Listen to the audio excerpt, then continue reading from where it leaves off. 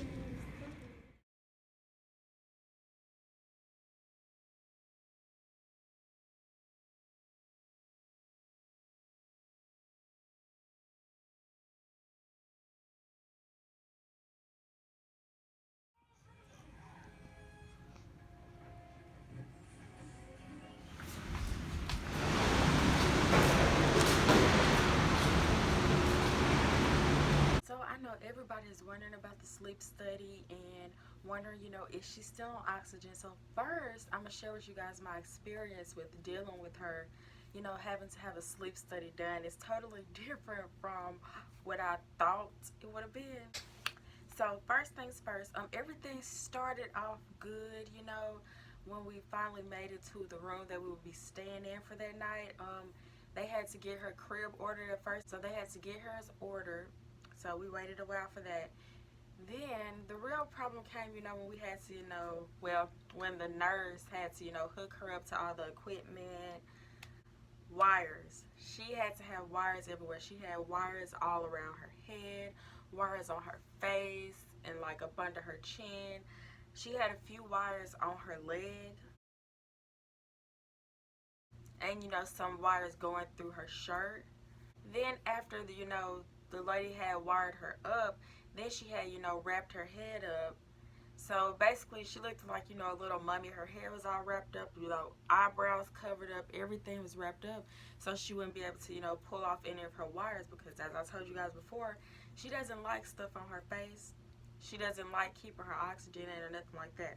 Plus, okay, even after all of that, they had put the little cannula in her nose. I hope I'm saying it right. They put it in her nose, but first she started off, with no oxygen at all. So just breathing regular air to see how she did with that. When I say my daughter was, totally uncomfortable, one thing I do regret is not taking a picture of her with all the equipment on, but it was so hard to see her like that because it was so hard to see her uncomfortable. I cried. But yeah, it was hard to see her like that because she just looked so helpless.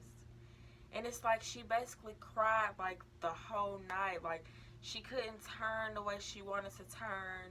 She basically had to, I won't say stay still, but she was like basically like stuck in one place because all the equipment that she had on her. And so she did cry like just about the whole night, you might as well say. And it made me feel worse because it's like she kept staring at me, and it's like I can't do nothing about what she was experiencing right now, except try to talk to her, assure her and calm her down. And my emotions were everywhere because it was hard seeing her like that. Her dad was definitely handling it better than I did because it was breaking my heart the way when she was laying in her crib, she would just, look through the little bars and just stare at me the whole time. Like I said, she cried like basically the whole night. So to calm her down, I had to literally like sing her ABCs like the whole night. By the way, like she loves hearing her ABCs. Don't ask me why, she just do, unless she just loves mommy's voice. But I had to sing to her like the whole night until she actually fell asleep. It took a while because every time I would stop singing, she would start like crying, like her heart was just broken, just sounding awful, too much for me to deal with because that's my baby. With doing the sleep study, they had a policy, the TVs go off at 10 or whatever. So when everything was getting shut off, of course, it was basically dark in the room. When she finally did fall asleep, like after we turned our light off, like after I finished filling out paperwork, when she did finally fall asleep, let's just say, okay, not trying to like get too off subject, okay, they had like a little recliner chair in the room and they had like a couch. I slept on the couch or whatever. It was hard to get comfortable, of course, but I made it do what it do. You feel me? I made it do what it do. So, when she finally did fall asleep, it was like around 2 something the next morning. I get up to, use the restroom or whatever. And, the nurse or the technician, the same person, I don't know which one I should really call her, but anyways, she walks in the room and she tells me, that they do need to, put Harmonee on a little bit of oxygen to give her a little boost. So that made me feel, kind of down because I thought we was making progress. So she did have to, hook her up to a little bit of oxygen because, they was noticing stuff, from monitoring her, I guess, with all the wires and stuff. Then, like, a little while later, like around 6 the same morning, then the nurse comes back in or whatever.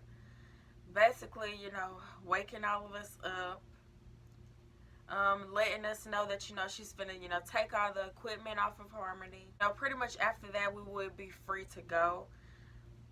Like I said, y'all, oh my gosh, it was 6 in the morning, like, we tired, we exhausted. I hate that she had to be woke up because she was sleeping so peacefully. While all her equipment was getting taken off of her, like, she was crying. She was sounding heartbroken, like, she was sounding awful. I guess, like, she was sleeping so good, and plus, I guess she was thinking, like, I don't know, like, is somebody here to do something else to me? Since, I've been getting messed with all this time, I got all this weird stuff on me, I don't know what's going on. That happened. Pretty much after that, we didn't get to go back to sleep, so after we got our stuff ready, we pretty much, headed out. Not that they rushed us, but, I mean, they wouldn't allow her to go back to sleep, without the equipment on, so if she can't go back to sleep and we can't go back to sleep, we might as well, just go ahead and get on the road. So that's what we did. A little while later on that day, I finally got the call with the doctor, updating me about her results. Her results was that she still does need to stay on oxygen throughout the night, like while she's sleeping, because they noticed that sometimes in her sleep, she pauses breathing. And I guess, she stops breathing for a little bit. They seen some more things in there too, so we have to like do like a follow-up appointment, which he said, he talked to the doctors to, get everything situated for us. So basically, she's still on like 1/4 of oxygen that she needs to wear like every time, she sleeps throughout the night. So we definitely have to, work hard making sure she keeps it in because she hates it. She hates stuff around her face. She hates stuff going in her nose. So the biggest thing, is making sure she doesn't try to snatch it out. Like the other night, I had put like, some little socks around her hands because she'll think it's funny, she'll try to snatch it out, but she needs it. She especially, needs it while she's sleeping. So I'm hoping that, a little further on down the line, she does finally come off of oxygen. And, everything, goes much smoother from then. I hate that. I'm pretty sure we would have to, repeat the whole sleep study routine the next time they feel like, well, maybe it might be time to take her off.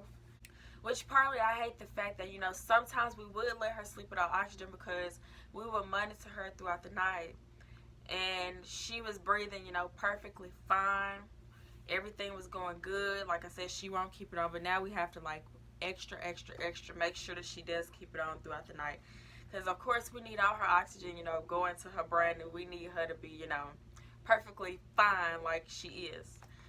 So yes, that's how the sleep study went. I'm glad it's over. I'm looking forward to, you know, when she can completely come off, like when they let us know that she won't need it, you know, while she's sleeping at night.